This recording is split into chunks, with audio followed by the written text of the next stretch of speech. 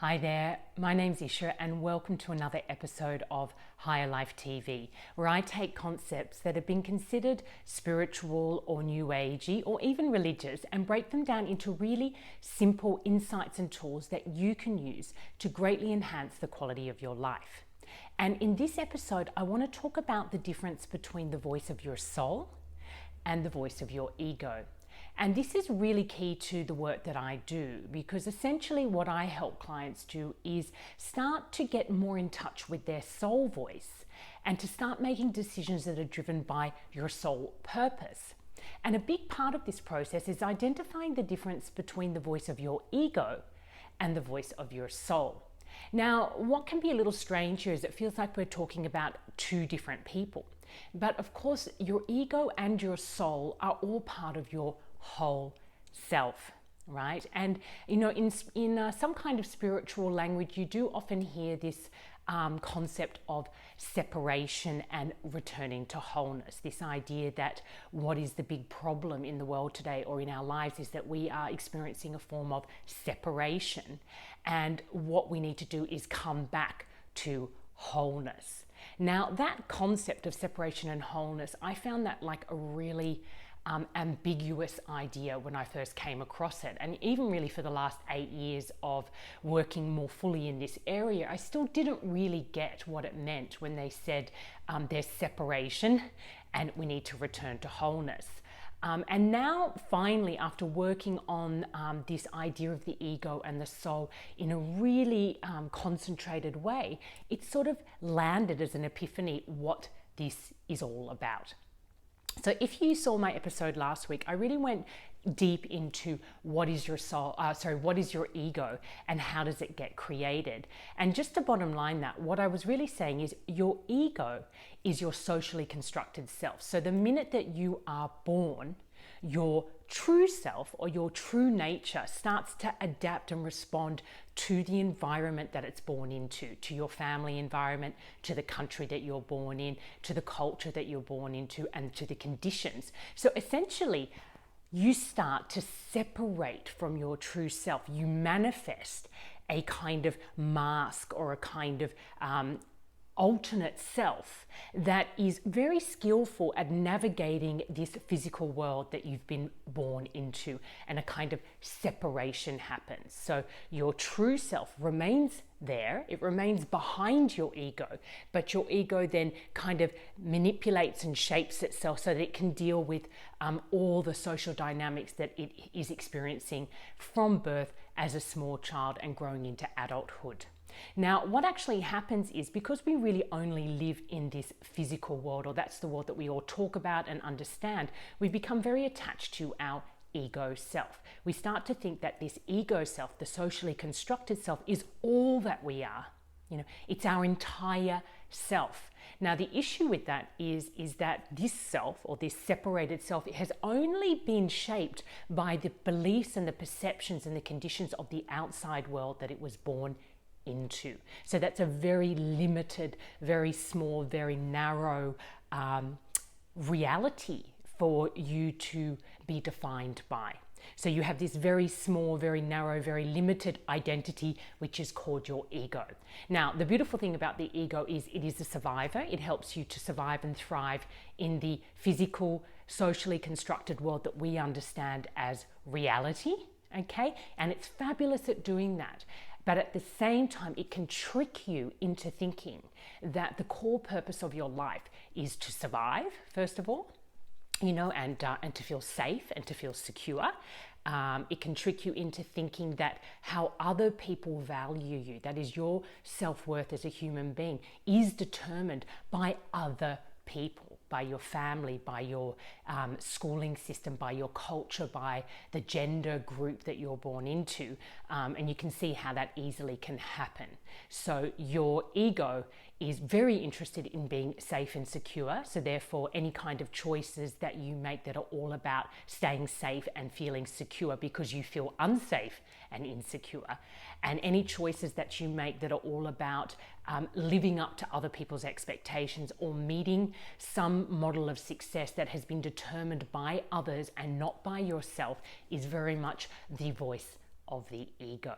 So the ego, you will know when your ego is speaking to you, because even in the most positive circumstances, which is it is telling you to do something that will be life enhancing, there will be this underlying feeling that you have to do it to survive, and to feel good about yourself in the eyes of others.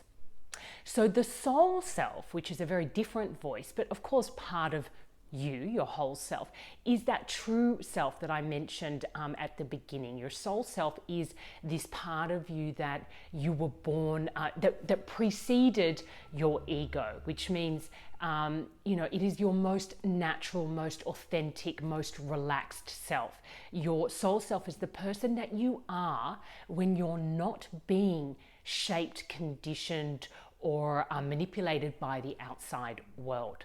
So this idea of returning to wholeness, which people talk about, is really essentially bringing your ego, which is out there in the world and is just constantly responding to what's happening to it. You're kind of bringing it back in to your soul. You're returning to that wholeness that you are when you're operating only out of your true self.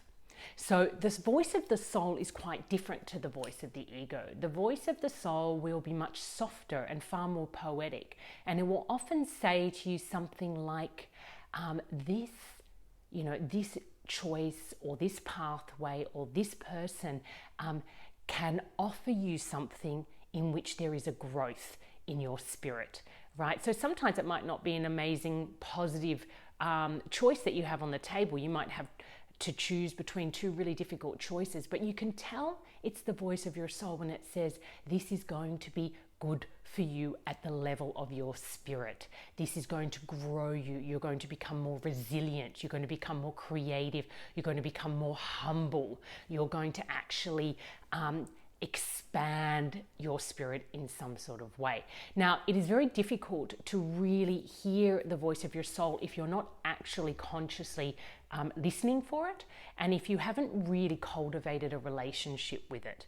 And this is a kind of practice that I teach my clients to do, which you do really have to initiate a relationship with your soul self and start to understand how your soul speaks to you, because how your soul speaks to you is unique. My soul speaks to me in a particular way, and the souls of my clients speak to them in a different way. What is far easier to hear is the way your ego speaks, because we all have very similar ego speak. It's usually, how am I going to survive? How am I going to be the kind of person that everyone else thinks I should be? Who's hurt me? Who have I hurt? It's all this kind of very primal language about survival. But you will get to know the voice of your soul if you slow down, especially when you're making big choices.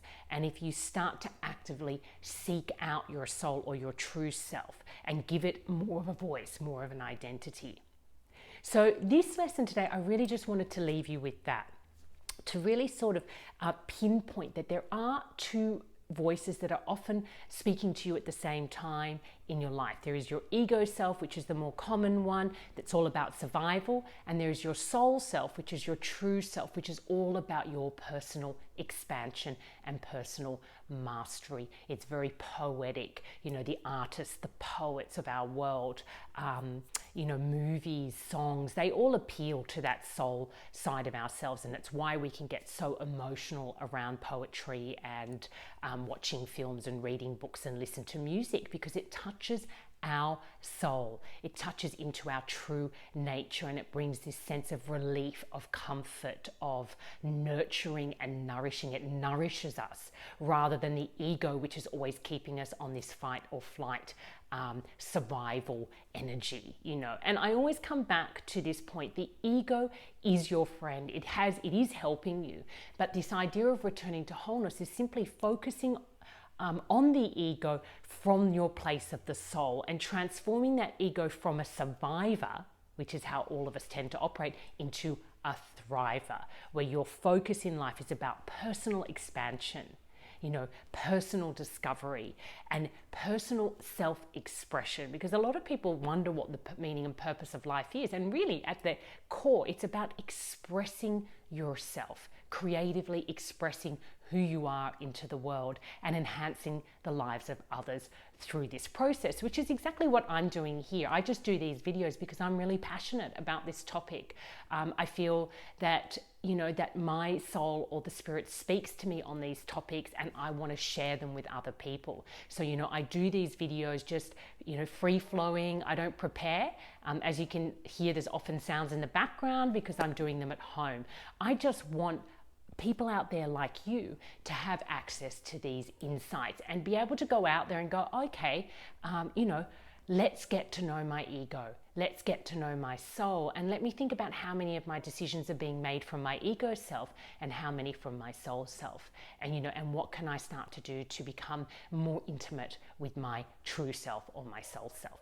So look, if you're resonating with what I'm saying here and you actually want to dive deeper and discover, your soul self, or, you're looking for some guidance in your life, that is my profession. I am a professional life guide or life coach. I work very intuitively and I offer intuitive life guidance. So if you're stuck, you're looking to make a change or you want to expand in some sort of way, do check out my website, www.isharopercoach.com.au, and just book a free call and we can talk more about where you're at. So until next time, take care and love life.